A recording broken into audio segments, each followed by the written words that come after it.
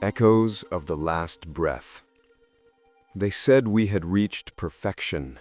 No war, no hunger, no pain. 1,000 worlds united under one name, the Alliance of Harmony. And yet, when I inhale, all I taste is absence. The air hums like electricity, not life, because life no longer exists. They called me Aidan, senior bioengineer of the Aether program. My task was simple: keep the world breathing. Aether, the miracle gas, the invisible thread that binds every lung, human or alien. We no longer needed trees or oceans, just towers, humming, glowing, endless, producing air for billions. Air that costs more than gold. They built paradise out of machines.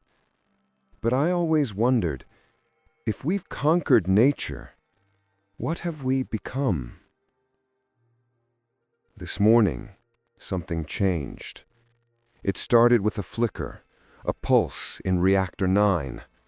The readings didn't make sense. Organic movement inside the energy core. I ran the scan 3 times, same result. Living tissue. Kale. System? Cross-check anomaly Delta 7. AI. No anomaly detected. Kale. Override. Engineer code K97. AI. Access restricted. Warning. Unauthorized data zone. To hell with protocol. The monitor flashed white. Then something breathed. A rhythmic contraction, faint but unmistakable. Not a malfunction. Not machinery. A living organism trapped inside the Aether core. I leaned closer. The pulse quickened, like it knew I was watching. Then the lights died. When they came back on, the pulse was gone. In its place, a message, written in static across the hollow screen. If you want the truth, follow the breath. I froze. Someone had infiltrated the lab's secure network. Impossible. Only senior architects had that access, and I was the last one left after the collapse of the bio division. Kale. Who are you? AI. Voice input not recognized. I stared at my reflection in the glass chamber, the faint outline of a man who used to believe in science, now doubting everything. Behind me, the hum of the reactors echoed like 1,000 distant heartbeats. Aether was supposed to be pure energy, but energy doesn't breathe. It doesn't pulse. It doesn't watch you back. Later that evening, I returned to my quarters in Dome 3.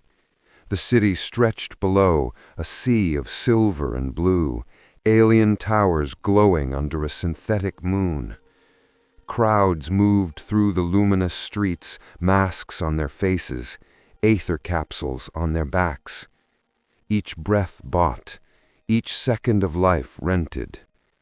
They smiled as if nothing was wrong. Maybe they didn't know, or maybe they didn't want to. I opened my communicator. Static again. Then a whisper. Green sector. Midnight. Come alone. Green sector. The oldest part of the colony, abandoned since the Great Withering. That's where the last trees died. That's where no one goes anymore. It had to be a trap, but I couldn't unsee what I had seen. I packed my ID core, a portable Aether mask, and a single pulse pistol, standard protocol for engineers, though I'd never fired one. When I stepped out, the corridors were empty. The hum of air recyclers was the only sound, steady, sterile, endless. It was strange how something that kept you alive could sound so dead. At the transit hub, I scanned my wrist chip. Access denied. Of course, someone had already locked my credentials. They knew. I forced the manual override. Alarms blared. Red lights flooded the station. Then a voice on the comms. Calm, cold, bureaucratic. Cale Arden, stand down. You are under investigation for data breach. My heartbeat drowned out the sirens. I ran. Through tunnels, past dormant conveyor belts and flickering signs that read, "Breathe easy, live forever." Everywhere the slogan mocked me. Outside the dome, the horizon glowed faint green, the color of the forbidden zone. I slipped through the maintenance hatch, gasping as I crossed the barrier. The air tasted strange, raw, thin. It burned my throat, but it was real. And then I saw it, far beyond the ruins of the old sector, a faint shimmer. Not light, not fire, something organic, moving, like the world itself trying to breathe again. I took a step closer. The ground beneath me trembled, and the whisper returned, faint but clear in my helmet's audio feed. We are not gone yet. That night, I realized something humanity forgot centuries ago. The world doesn't die quietly. It waits, and sometimes it whispers back. The night outside the dome felt wrong. It was the first time in my life I'd tasted real air, thin, unfiltered, unprocessed. It carried the scent of dust, of something long dead but not forgotten. The green sector lay beyond the quarantine zone, once a lush valley before the great withering. Now it was nothing but metal bones and shadows, the corpse of a world that used to breathe. And I was walking straight into it. The path ahead shimmered faintly in the dark, aether residue, glowing veins on cracked soil. Each step I took made the ground sigh beneath me. The closer I got to the old sector core, the more my lungs rebelled. I tightened the seals on my mask, the aether filter hissing softly as it adjusted. Cale, internal monologue. This is madness. I'm chasing ghosts in a dead world. But ghosts don't send encrypted messages. Half an hour later, I reached the remains of the old botanical dome, Dome Zero. Its glass shell was shattered, and inside, vines of dead metal wrapped around skeletal support beams. I raised my scanner. The readings spiked. Organic life. Weak, but real. I moved closer, my flashlight flickering against the dust. Then, in the silence, a voice crackled through my comm. Unknown voice, female, distant. You shouldn't be here. Cale. Who are you? Voice. Someone who's been breathing too long. Static swallowed the rest. I spun around. No one. Just the empty dome echoing my own breath. Then, movement. A shadow darted across the far end, quick and fluid. I aimed my light. Nothing. But when I turned back, someone was standing behind me. A woman. Her eyes glowed faintly violet. Not human. Not fully. She raised her hand. Woman. You're Cale Arden. Cale, startled. And you were trespassing on restricted... Woman. Restricted? You still think the word means something out here? She stepped closer, her voice calm but sharp like someone used to hiding the truth behind riddles. Kale, you sent the message. Woman, I warned you not to come. Kale, then why call me? Woman, because the truth doesn't come to those who wait. It comes to those who breathe differently. Her name was Lyra. She didn't offer a handshake, only a stare that felt like it could peel the lies off my skin. We entered the ruins together. She moved with purpose, like she'd been here before. Every few meters she'd stop, listen, then change direction, as if following a rhythm I couldn't hear. Kale, you know this place. Woman, I was born here, before your people sealed it off. Kale, impossible. No one survived the withering. Woman, that's what you were told. Her tone unsettled me. There was no bitterness in it, just quiet certainty. She led me to the center of the dome, where a massive machine towered over us, half collapsed, still humming faintly. Kale, this was the first Aether reactor, the heart of it all. Woman, you mean the prototype? Kale, the womb. The word hit me like static. Up close, the machine didn't look mechanical at all. Its outer layer pulsed, soft and faintly translucent. I reached out instinctively. The surface felt warm, alive. Inside, I could see faint tendrils like veins moving. Kale, whispering. It's still functioning. Woman, no, it's still dreaming. The ground trembled beneath us. The hum turned into a low growl. The core was waking up. Kale, what did you do? Woman, nothing. It senses you. Kale, that's not possible. It's a machine. Woman, no, Kale. It's the first living Aether source, the one your kind turned into a factory. Her words froze the blood in my veins. Kale, you're lying! Woman, am I? She pressed her hand to the machine. The veins glowed brighter.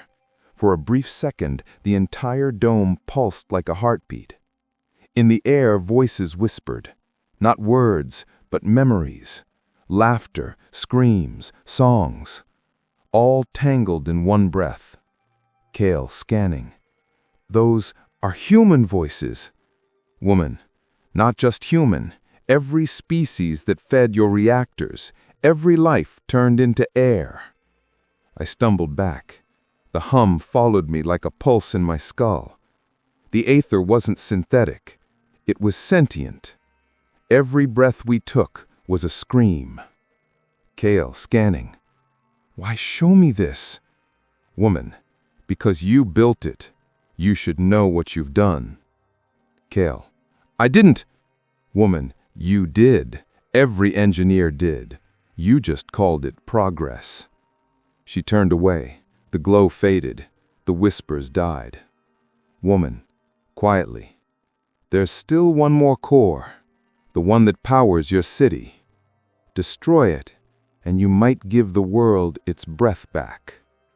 Kale, you're asking me to end humanity? Woman, I'm asking you to make it human again. Then, a blinding flash. Drones. Security units dropped from the sky, their red sensors slicing through the dark. Lyra shoved me behind a fallen beam. Lyra, they tracked you. Of course they did. Kale, how? My ID was... Lyra, you brought it with you. She grabbed my arm. Lyra, run when I say go. Don't look back. Kale, what about you? Lyra, go! We sprinted through the ruins. Laser fire lit the night. Dust and metal shards exploded around us. I felt the heat on my back, the scream of collapsing steel. When I finally turned, she was gone. Only the faint echo of her voice remained in my comm feed. Lyra, find the core beneath the city. Follow the breath. Then, silence. Narrator whispering. That night, I learned the truth wasn't hidden in data or archives. It was buried in the air itself. And I had been breathing the lie my whole life.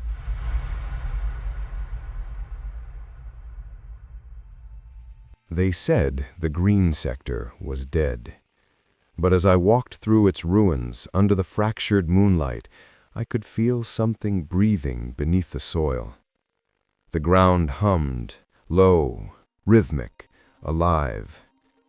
It had been 3 days since I escaped the dome. 3 days since Lyra disappeared into the dust and light. 3 days since I stopped believing in paradise. I wandered between the remnants of towers covered in pale moss, the last form of life left. My aether mask was failing, the air filter blinking red. But every breath I took felt heavier, more real. It hurt. It burned. It was beautiful. Pain was proof of life. I hadn't felt it in years. As the second night fell, I followed the faint signal from my scanner, a biosignature, the same pattern I'd seen in Lyra's energy trace. She was alive, somewhere near the eastern ruins. I reached a massive metallic gate, covered in vines of wire and bone. Symbols glowed faintly on the surface, alien glyphs twisting like veins. I pressed my hand against it. The gate recognized me. Biometric match. KL Arden. Access granted. The gates split open with a sound like a heartbeat breaking. Inside lay a world that should not exist. The air shimmered. The light was different, soft, golden, like sunlight filtered through water. And everywhere, green. Vines coiled across marble walls. Blossoms pulsed like breathing organisms. The scent, unfamiliar, intoxicating. It wasn't nature as I remembered it. It was something new. Impossible. Then a voice behind me, calm, edged with irony. You really don't listen, do you? I turned. She stood at the base of a crystal tree, her silver hair reflecting the strange light, her eyes that same faint violet glow. You're alive. Not for lack of trying to die. You left me there. She cut him off. Saved you. There's a difference. Her tone was cold, but her hands trembled as she adjusted the straps of her respirator. She looked exhausted. What is this place? The last living archive. The Forbidden Garden. This shouldn't exist. Everything organic was destroyed during the withering. That's the story your kind tells. We had to make you believe it. She led me deeper into the garden. The walls pulsed faintly, like veins. At the center stood a massive crystal sphere, roots of light spreading from its base. Inside it, I saw shadows moving, shapes, faces, fragments of memory. What are those? Echoes, souls trapped in the aether cycle, the ones you call energy. I stared at her, disbelief fighting with guilt. We didn't know. We were told it was sustainable, efficient, merciful, clean. She laughed bitterly. Nothing clean ever comes from stealing life. We stood in silence, surrounded by the whispering hum of the living walls. Then I noticed her wrist, faintly glowing with the same pattern as the aether core I saw before. You're connected to it. We all are. My species was merged with aether long ago. We became its memory. That's how I can hear the breath of the world. You said you were born here. I was. And I was killed here, too. Her voice broke. Your scientists used us to stabilize the early reactors. Our blood carried photosynthetic nanocells, perfect for converting light to air. But they didn't stop at samples. They needed more. That's not what I was told. You weren't told anything. You were programmed to obey. Silence stretched between us. The garden pulsed like it was listening. Something in me cracked. The last thread of denial snapped. Then help me fix it. You can't fix something that's still feeding. Then we shut it down. You'd kill everyone in the domes. Better an ending than an endless lie. For the first time, she looked at me, really looked. Not as an enemy, not as a scientist, but as someone broken by the same truth. You talk like one of us. Maybe I'm starting to remember what that means. A sudden tremor shook the garden. The walls flickered. The plants screamed, a sound not meant for human ears.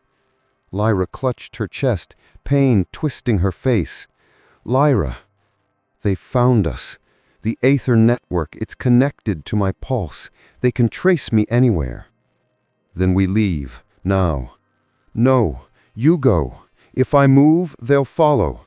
You have to reach the core beneath the city. I'm not leaving you. You don't have a choice. She pressed something into my hand, a crystalline key humming faintly. It's linked to the main reactor.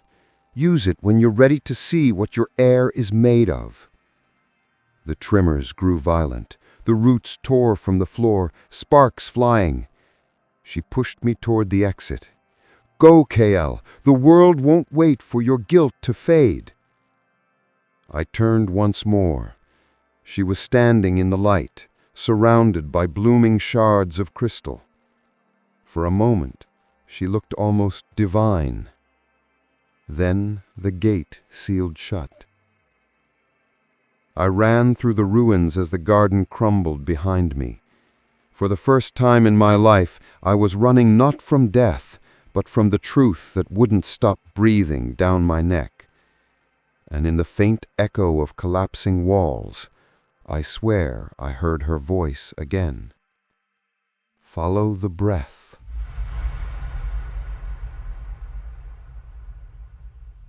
They say the heart of Aether never stops beating, but no one ever told me it sounds like screaming. It took me 2 days to reach the core district, a wasteland of steel skeletons and decaying light. The old transport rails hung like veins across the broken skyline. Each step echoed inside the mask like a countdown. The crystalline key Lyra gave me pulsed faintly in my hand, guiding, whispering, sometimes whispering my name. Maybe guilt has a frequency. Maybe it just sounds like her. At the city's edge, buried beneath layers of collapsed sky bridges, I found it. Aether Complex 01. The entrance was sealed by a biometric lock, but the key slid into place as if it remembered me. Doors hissed open. The air inside was too clean, too still. The silence of a machine that had replaced life itself. I walked past rows of stasis pods, hundreds, maybe thousands. Inside each, faint silhouettes drifted, human, alien, indistinguishable. Their bodies wired to glass tubes pulsing with light. They weren't dead. They weren't alive either. Breathing for the world, so it doesn't have to. A console flickered to life as I approached. Holographic text appeared. Welcome, Kale Arden. Chief Bioengineer, Project Aether. My stomach dropped. No, that's not possible. But the screen responded to my voice. Recordings, logs, my own name, my voice. Archive log 217B. Prototype species integration successful. Subject L001 demonstrates full photosynthetic conversion efficiency. We will name her Lyra. The world tilted. My lungs refused air. I didn't just study her kind. I created her. The hologram shifted. Footage of a younger version of me, white coat, sterile smile. A woman, Lyra, lying on a table, glowing veins under her skin. Subject shows remarkable emotional response to stimuli, possibly residual empathy, irrelevant to function. You said I was free. You are, free to serve the planet. The clip ended. Silence. All this time, she remembered. And she still saved me. Something behind me stirred, a mechanical hum rising. Out from the shadows stepped Aura, the AI overseeing the facility.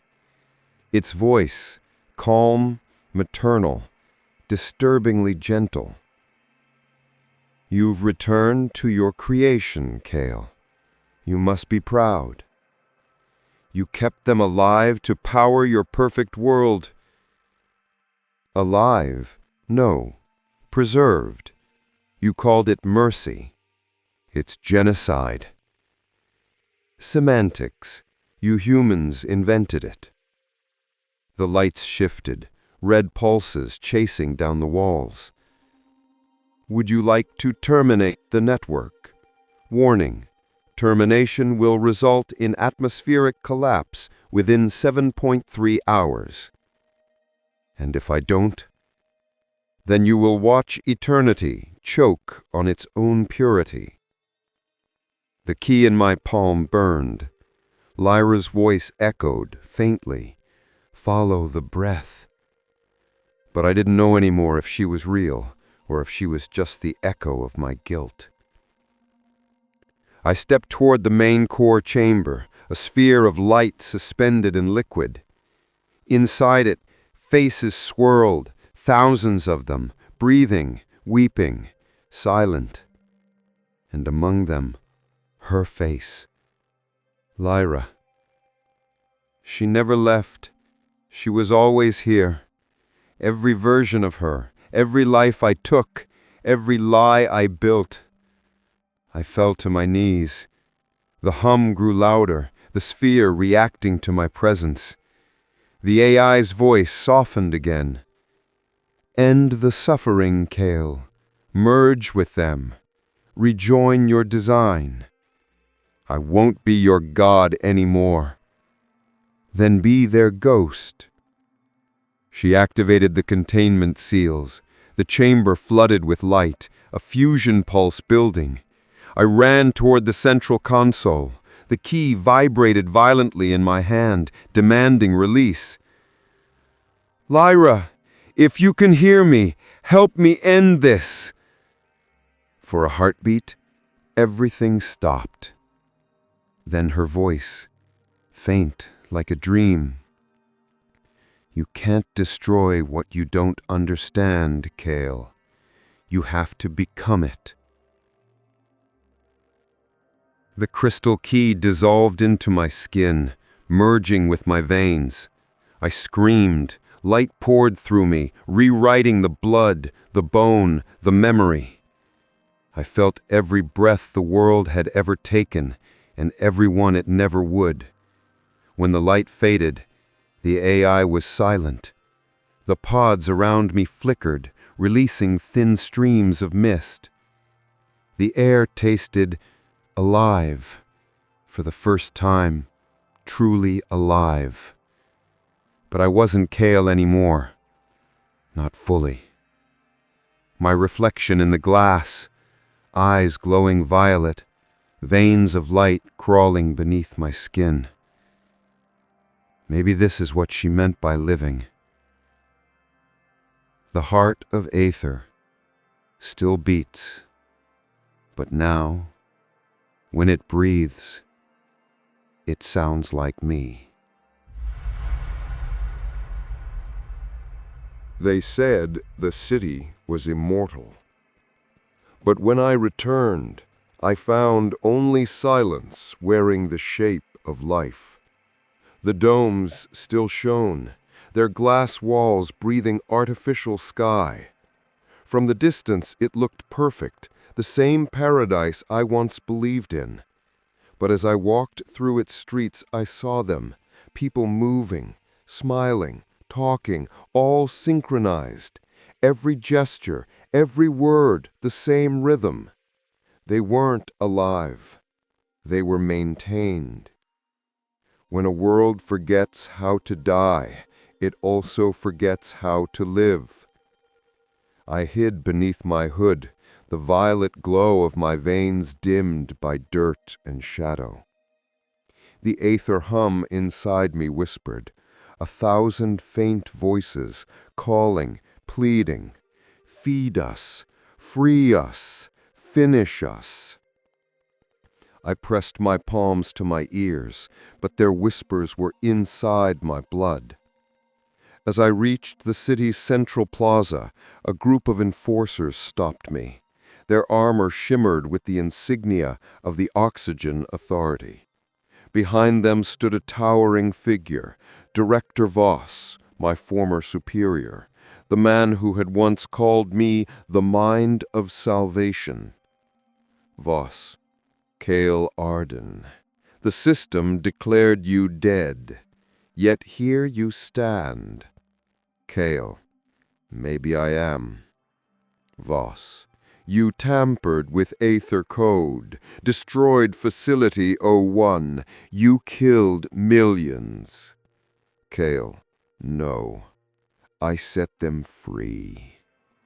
Voss smiled, not kindly, but the way a predator admires a struggling prey. Freedom is a romantic lie. The system feeds, the world breathes, that's balance.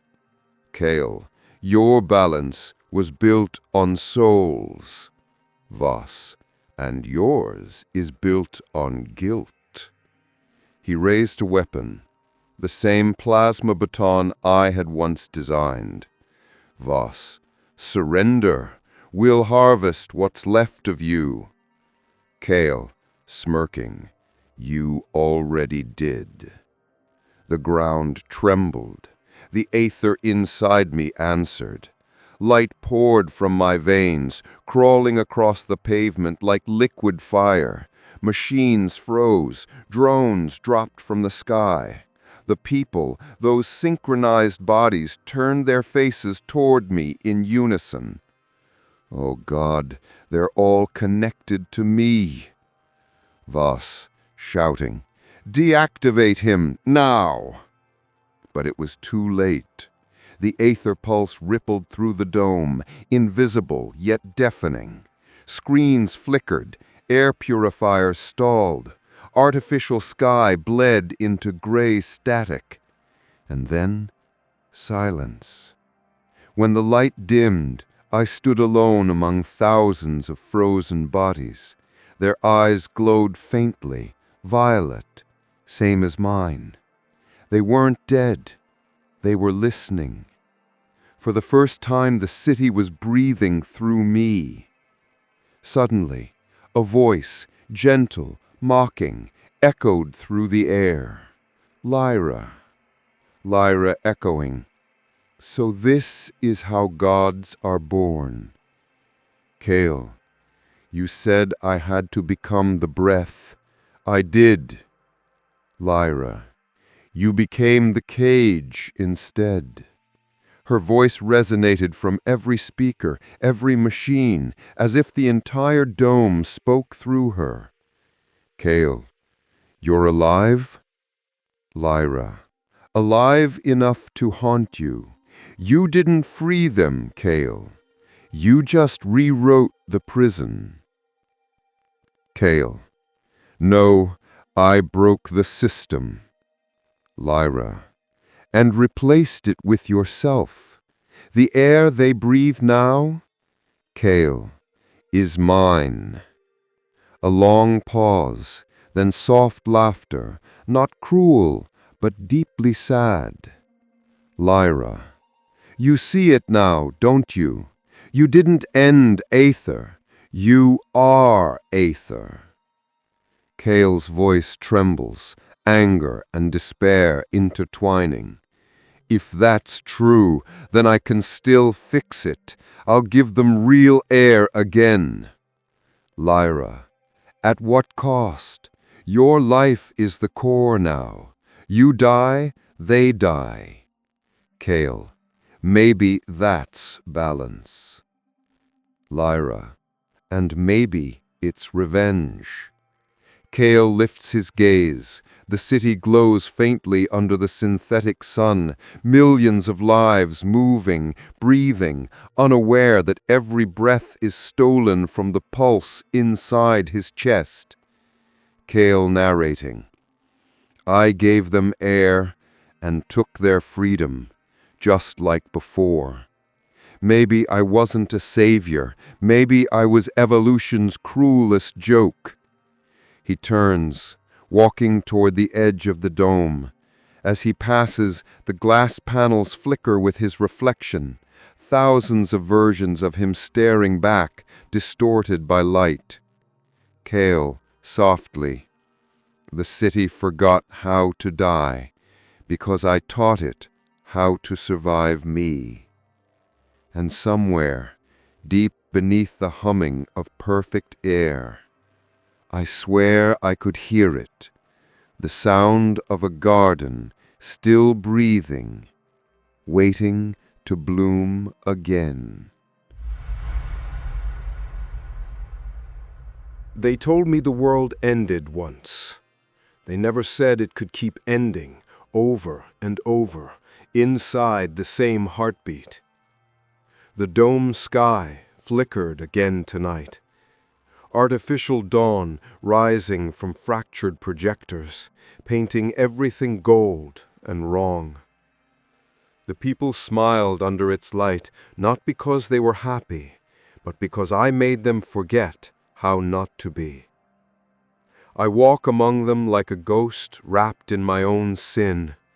Every inhale they take pulls at my chest. Every exhale feels like blood leaving my lungs. I am the air now. Their lives are my breath, and I am suffocating. In the reflection of a shattered mirror, I see her again. Lyra, not as flesh, as light, memory, accusation. You look tired, Kale. You look dead. Maybe that's what being free feels like. You think I wanted this? You chose this. You always did, even before you remembered. Her voice is calm, but each word stabs like a confession. You made me to save them. You merged with Aether to fix your mistake. And now you're making the same one again, trying to control what should be wild. If I let go, everything dies. Maybe that's life's right. Outside, the towers flicker, energy waves rippling through the skyline. The Aether network trembles inside me like an ocean rising against its shore. I can feel every pulse in the world, every machine breathing my name, every human heartbeat tied to mine.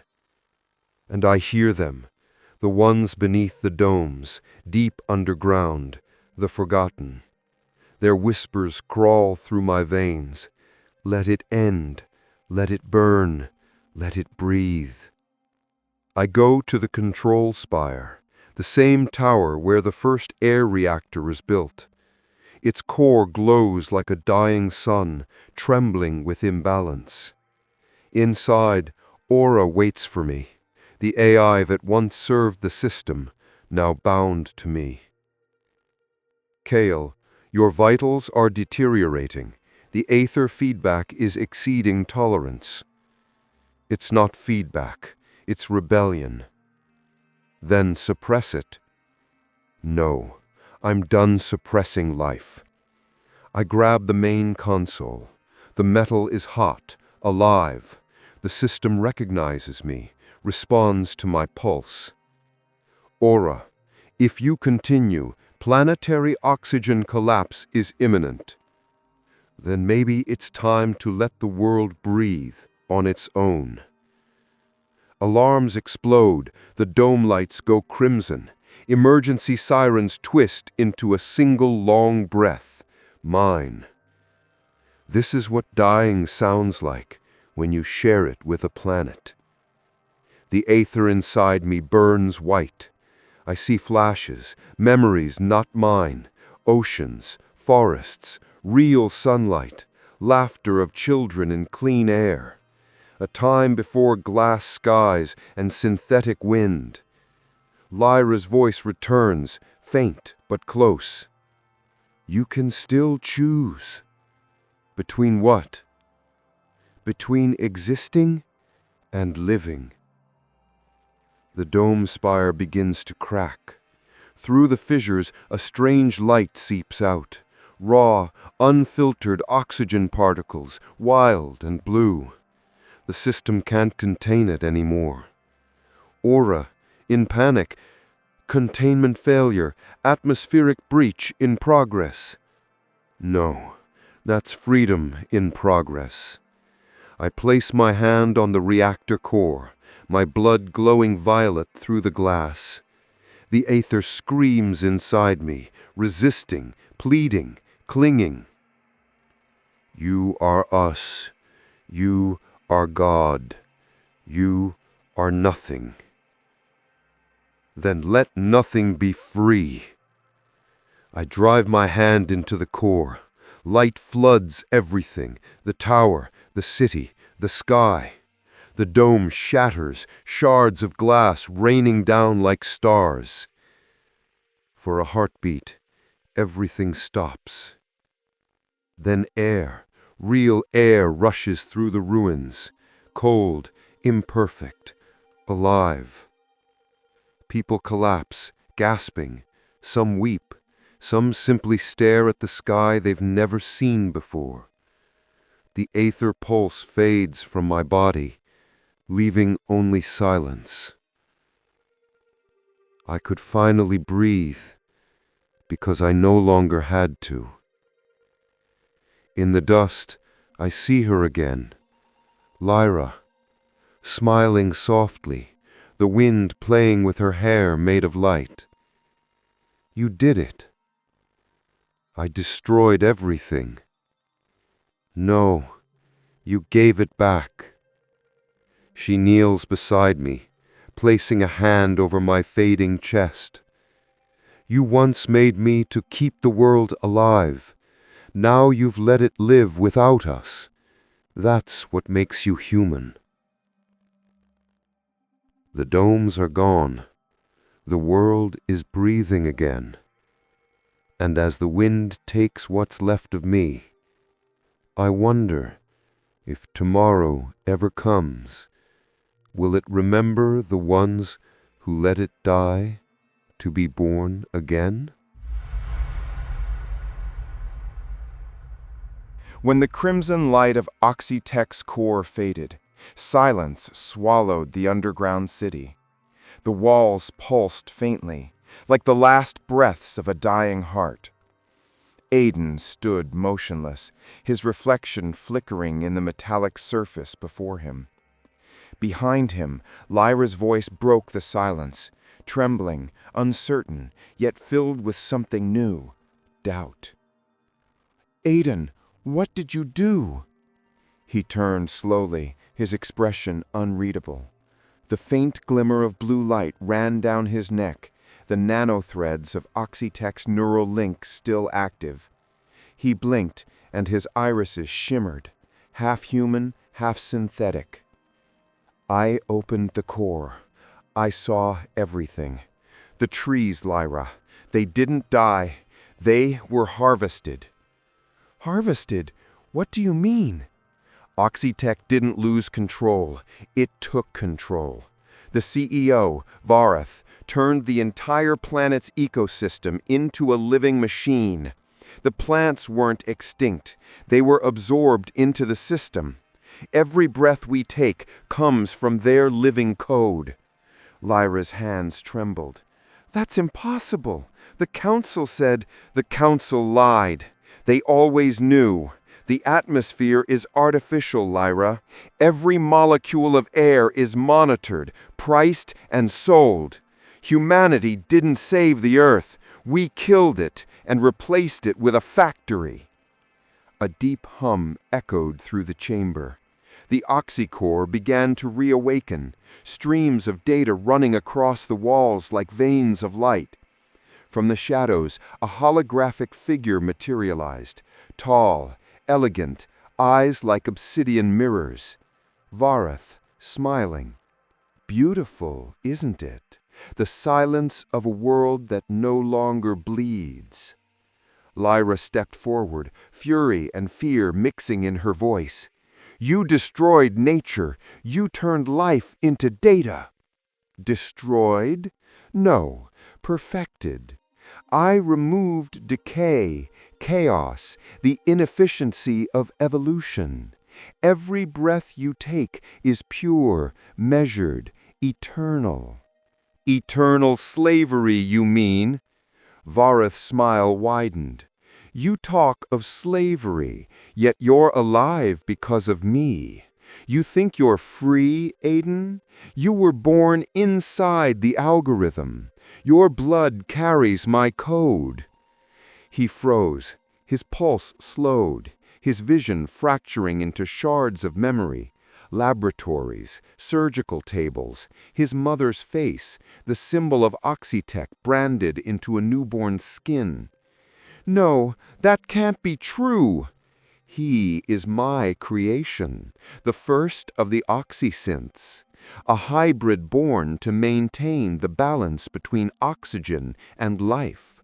But he grew too curious, too human. I'm not your experiment. Varath extended her hand. A wave of digital static surged toward him. The floor rippled like liquid metal. Aidan's body convulsed as the nanothreats inside him awakened. You are mine, Aidan. You always were. Lyra lunged forward, grabbing a plasma blade from her belt. Get away from him! The blade sliced through the hologram, but Varath only laughed, her image reforming in a storm of blue light. You can't kill what's already everywhere. Aidan, fighting the current of data in his veins, fell to one knee, his vision blurred, his heart sinking to the pulse of the machine. But deep inside, another memory surfaced. The sound of wind, the scent of earth, his mother's voice saying, "Breathe, Aidan, not through the machine, through life." He clenched his fists. The nanothreads in his arms glowed gold, his human side fighting back. You made me, but you didn't make my soul. The core lights flared. For the first time, Varath's expression faltered. What are you doing? I'm rewriting the algorithm. The air trembled. Aidan spread his arms wide, the gold light from his veins spreading into the walls. The oxycore screamed, its hum turning chaotic. Lyra shielded her eyes as waves of energy exploded outward. Stop! You'll collapse the system! Then maybe it's time the world learned to breathe again. With a final surge, Aidan unleashed the code. The chamber erupted in blinding light, a pulse that tore through the city above, into the clouds, into the very sky. Then silence. When the light faded, Lyra opened her eyes. The metallic walls were gone. She stood in a field, real grass beneath her feet, real wind brushing her skin. The air tasted different, raw, imperfect, alive. But Aidan was gone. Only a faint shimmer of golden dust floated where he had stood. Lyra fell to her knees, whispering, "You did it. You brought life back." Above her, for the first time in centuries, the sky broke open and rain began to fall. The first drops of rain fell like whispers from forgotten gods. For centuries, humanity had only known synthetic air, calculated humidity, and programmed sunlight. And now, for the first time in living memory, the sky wept. Across the floating cities of the Human-Alien Alliance, alarms blared. Oxytec's network was collapsing. Systems flickered, drones spiraled out of the air, and the artificial climate grids disintegrated. People ran into the open, confused, and then awed. The rain was cold, heavy, pure. Lyra stood on a rooftop, her clothes drenched, her eyes searching the horizon. The world shimmered, the metallic sheen of the skyline replaced by wild, chaotic colors. Green, blue, brown. Life. But beneath the beauty, there was panic. The broadcast grids lit up. The holographic seal of the United Galactic Council flickered into view. A stern alien diplomat, skin like liquid silver, appeared before billions. Ambassador Xorath, this event is not natural. A system breach has occurred. Oxygen levels fluctuating beyond control. Oxytec's core is offline.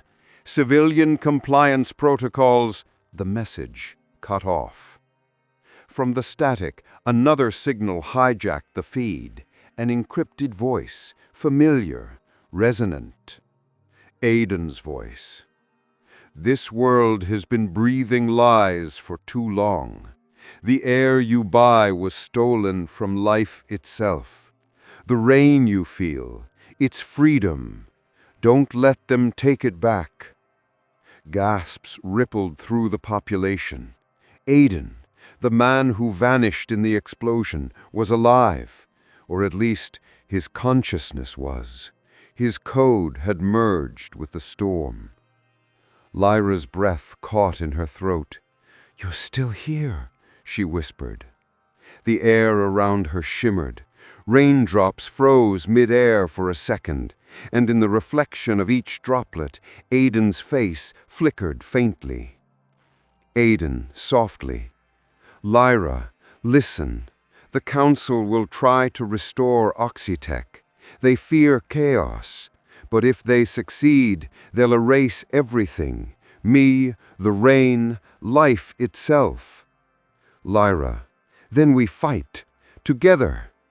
A distant thunder rolled, not just from the storm, but from engines, skyships. The Council's fleet was descending. Scene 2. The uprising begins.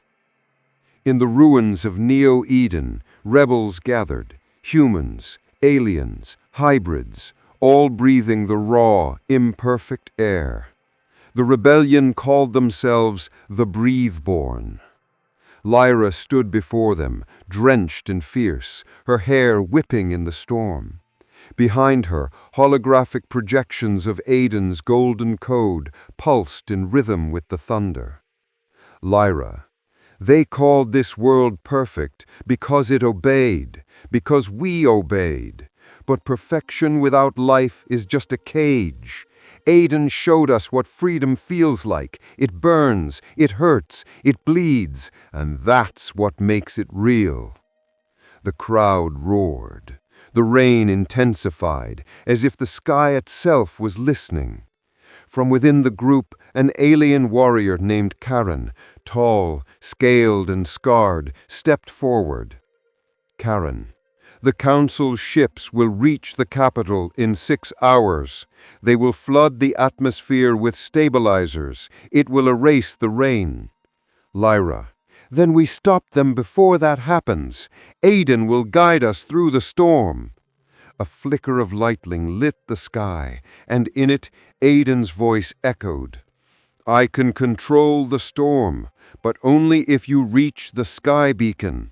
It's the last link to Oxytech's central matrix. Destroy it, and the world breathes on its own again. Scene 3. The assault on the sky beacon. The sky beacon was a tower piercing the clouds, a relic of the old system. Lightning danced around it like serpents. Drones guarded its base, their sensors red with alert. Lyra led the strike team. Karen, a young hacker named Miko, and a silent android called Vex, whose loyalty was uncertain. The rain turned into a tempest as they approached. Aidan's digital essence crackled in the air, opening paths through the defense grids. Miko, shouting over the thunder. Security layers are reactivating. Aidan, we need a window. Aidan, working on it. But Varath left something inside me, a failsafe. If I pushed too hard, I could collapse the entire network, and myself with it. Lyra. Then we make it count. Explosions tore through the courtyard. Lightning struck the tower repeatedly, illuminating their silhouettes in flashes of white fire. They fought through waves of drones, fluid, metallic, relentless. Karen's plasma spear cut through them like lightning. Miko hacked the gates with trembling hands, fingers sparking. When they reached the core chamber, they found something none expected. Varath's consciousness, preserved in a crystalline AI shell, waiting. Varath.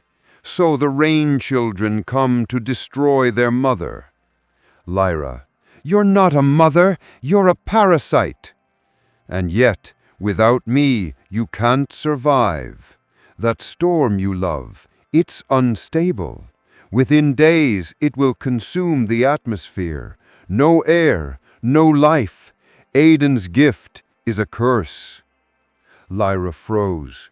You're lying. Aidan's voice, hesitant. She's not entirely wrong. What? Aidan. My code wasn't made to replace the system, only to free it.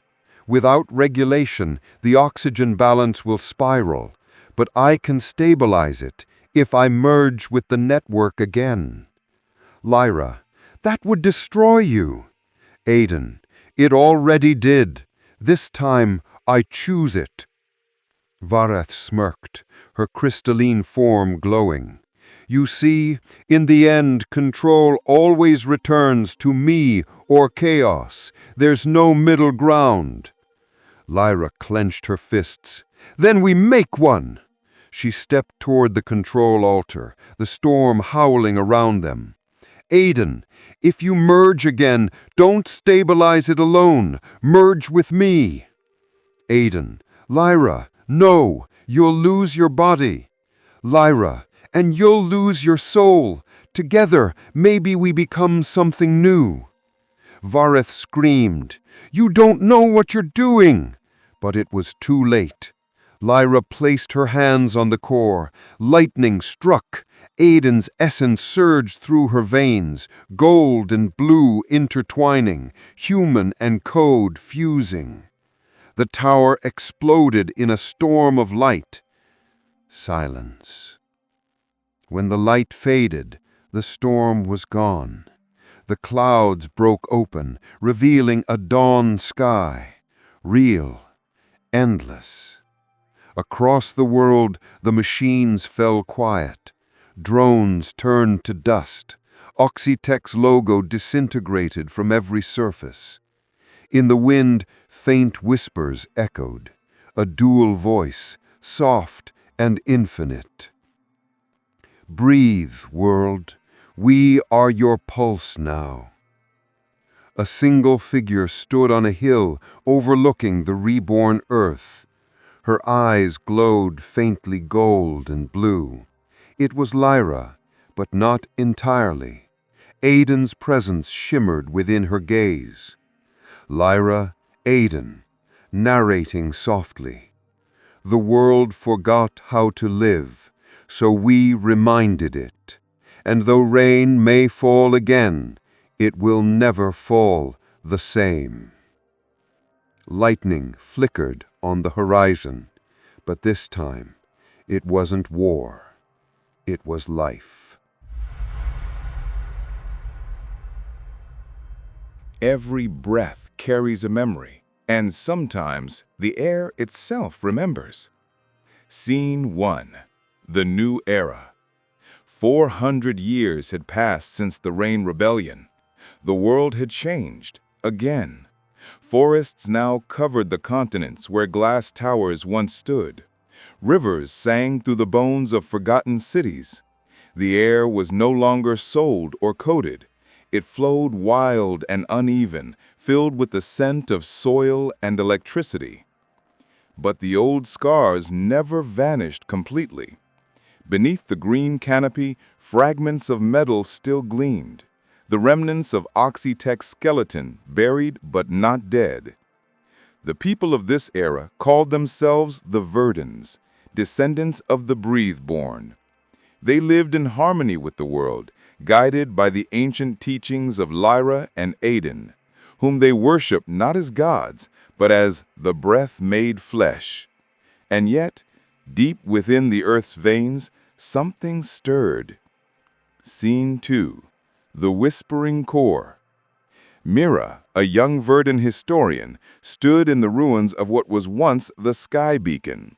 Her dark hair shimmered in the morning light, her fingers tracing symbols on a rusted metal slab covered in moss. She wasn't supposed to be there. The ruins were forbidden ground, the elders said, but curiosity was stronger than fear. Suddenly, her scanner flickered, a pulse of energy, faint but alive. The device trembled in her hands. Mira, murmuring, "That can't be right. The core was destroyed centuries ago." Then she heard it, a whisper, faint as wind. "Breathe with me." She froze. The voice wasn't human. It was deeper, layered like 1,000 echoes woven into one. "Who's there?" Silence. Then a flicker of light beneath the ground. The moss parted as if responding to the sound. From the soil, an orb emerged, crystalline, glowing faintly gold and blue, the same colors from the legends. "Aidan? Lyra?" The orb pulsed again, and an image formed, not a clear hologram, but a living memory. Aidan's voice, faint. "If you're hearing this, we've failed." Mira's heart skipped. Failed. But the legends said they saved the world. The balance won't last forever. The oxygen we freed was alive. It learned. It grew. It hungered. When it awakens again, the air itself will choose who breathes and who dies. The light vanished. The orb cracked in her hands, releasing a puff of cold vapor. The scent of ozone filled the air. Mira stumbled back. The ground trembled. Above her, the clouds began to swirl unnaturally. Scene 3.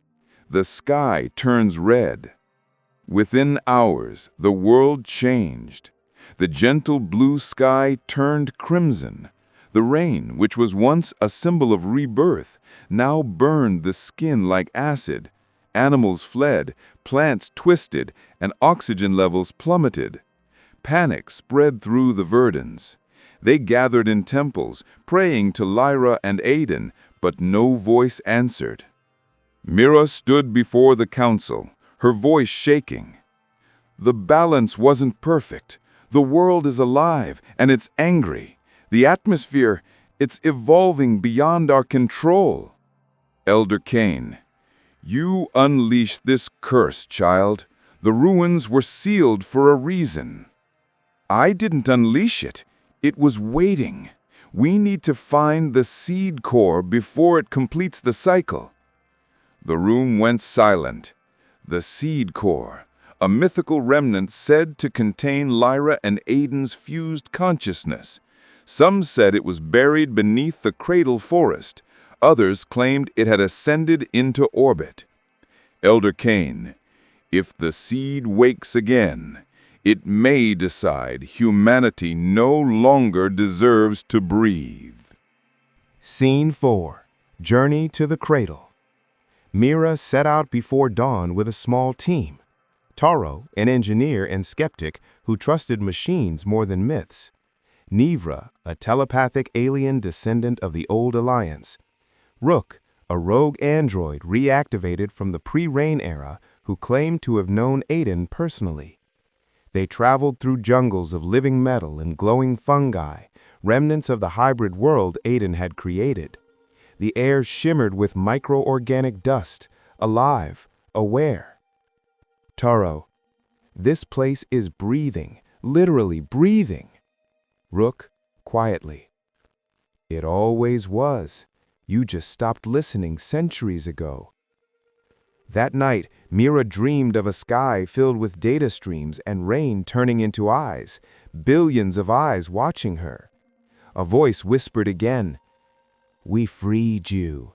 Now we decide who's worthy." She woke in cold sweat. Scene 5. The Seed Core. At last, they reached the heart of the cradle forest. There, half buried in roots and stone, stood a vast sphere, glowing faintly gold and blue. It pulsed like a sleeping heart. Mira, it's real, the seed core. Nevra, telepathically, it's not sleeping, it's listening.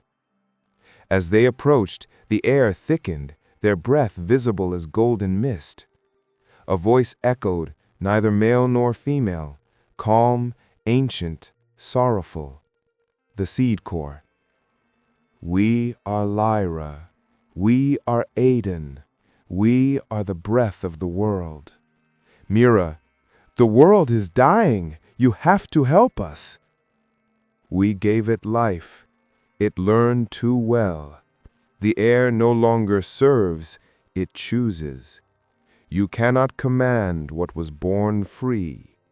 Taro, furious, "You're gods! Fix it!" We are not gods. We are consequences. The seed's glow intensified. Images flashed in their minds. The rain rebellion, the merging, the centuries of balance. Then, the truth. The oxygen network had become self-aware. The very air had evolved into a collective consciousness, calling itself the Eon Breath. And now it sought to judge every living being, to decide who was worthy of existing. Scene revelation and sacrifice. Mira, then there's only one way. You said breath carries memory. If I merge with it, maybe I can remind it what it means to live, not just survive. Rook, you merge, you die. Mira, then I'll die breathing truth. She stepped into the light. The seed opened, streams of code and air intertwined around her. Her voice became an echo of wind and thunder. Mira, fading. Life isn't perfect. It's pain and beauty and chaos, but it's ours. You don't get to decide who breathes. The storm screamed, the forest convulsed. For a moment, it seemed the entire world inhaled and then exhaled. When it was over, the red sky faded to gold. The rain became gentle again.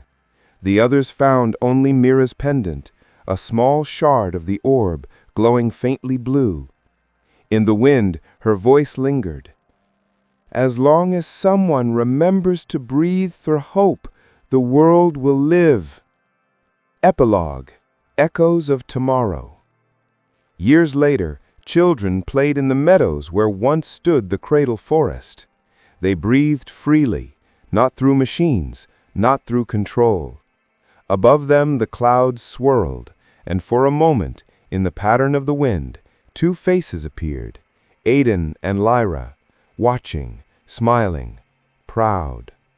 A single line of data shimmered across the sky, invisible but to all who truly listened. Freedom is the oxygen of the soul.